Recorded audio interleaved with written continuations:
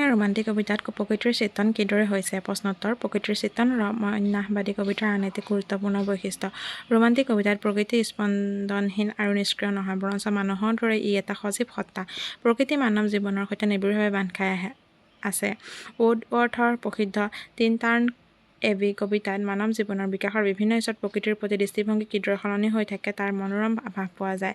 অসমীয়া romantic কবিতাত প্ৰকৃতিৰ চিত্ৰণ এক গুৰুত্বপূৰ্ণ বিষয়, য'ত প্ৰকৃতিয়ে কবিৰ অনুভূতি, কল্পনা আৰু জীৱনৰ গভীৰ ভাৱসমূহ প্ৰকাশৰ এক শক্তিশালী মাধ্যম হিচাপে কাম কৰে।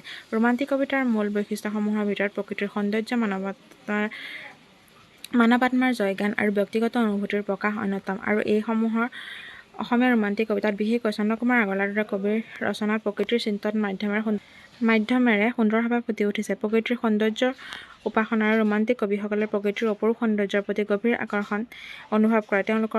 তেওঁলোকে অৰণ্য, নদ-নদী, পাহাৰ, ফুল, চৰাই আদিৰ বিৱৰণৰ মাজেৰে নিজৰ অনুভূতি প্ৰকাশ কৰে। উদাহৰণস্বৰূপে, চন্দ্ৰকুমাৰ আগৰৱালাই অৰণ্যৰ খণ্ড খণ্ড ছবি আৰু বেজবোৰেৰে এটি হৰিণা পোৱালীত সমগ্ৰ প্ৰকৃতিৰ সৌন্দৰ্য আৰোপ কৰিছে বুলি উল্লেখ পোৱা যায়। তাৰোপৰি প্ৰকৃতিৰ ৰূপত মোহমান হৈ কবিসকলে প্ৰকৃতি বিষয়ক কবিতাৰ শিৰোনাম ধাৰ্য কৰি প্ৰকৃতিৰ ভিন ভিন উপাদানসমূহৰ জয়গান গোৱাৰ উদাহৰণ আছে। উদাহৰণস্বৰূপে, ৰঘুনাথ চৌধুৰীৰ কথা উল্লেখ কৰিব পাৰি। বিভিন্ন ধৰণৰ চৰাই-চিৰিকটি, ঋতু অনুসৰি প্ৰকৃতিৰ বুকুত উদয় হোৱা পৌৰাণিক নেওচীয়া নতুনৰ আগমনৰ সালসলনিৰ উপকৰণেৰে তেওঁ প্ৰকৃতি বিষয়ক কবিতাৰে পৰিচিত হোৱাৰ বাবে তেওঁক বিহগী কবি বুলি জগত বিদিত।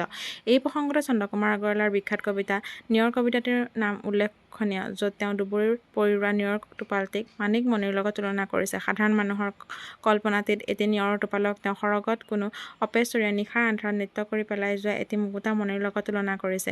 ইয়াৰ দ্বাৰা অনুমান কৰিব পাৰি যে ৰোমান্টিক কবিসকলে প্ৰকৃতিৰ বুকুতেই তেওঁলোকৰ কল্পনাৰ সাগৰখনৰ লগত সম্বন্ধিত কৰি প্ৰকৃতিৰ জয়গান অব্যাহত ৰাখিছিল।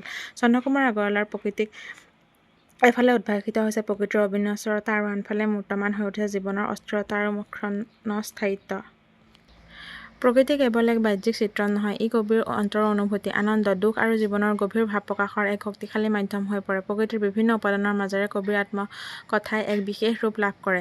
ৰোমান্টিক কবিসকলে প্ৰকৃতিৰ বিষয়ক উপাদানক প্ৰতীকী ৰূপত ব্যৱহাৰ কৰে। তেওঁলোকে প্ৰকৃতিৰ জড়িত মানৱ জীৱনৰ বিভিন্ন দিশ যেনে প্ৰেম, বিচ্ছেদ, আশা, নিৰাশা আদিৰ চিত্ৰণ কৰে। ৰোমান্টিক কবিতাৰ মূল কথা হ'ল কবিৰ আত্মসত্তা আৰু স্বাধীন চিন্তাধাৰা। প্ৰকৃতিৰ চিত্ৰণে এই আত্মসত্তাক এক সুকীয়া পৰিচয় দিয়ে আৰু কবিৰ মনৰ স্বতন্ত্ৰ প্ৰকৃতিৰ প্ৰতিফলন ঘটায়। ৰোমান্টিক কবিতাৰ প্ৰকৃতিৰ সৌন্দৰ্য উচ্চমানৰ আধ্যাত্মিক আৰু নান্দনিক অনুভূতিৰ জন্ম দিয়ে। প্ৰকৃতি কেৱল এক বাহ্যিক পটভূমি নহয়, বৰং ইয়াৰ নিজৰ সত্তা, অনুভূতি আৰু প্ৰাণ আছে। এনেদৰে ৰোমান্টিক কবিতাত প্ৰকৃতিৰ চিত্ৰণ হৈছে। ধন্যবাদ।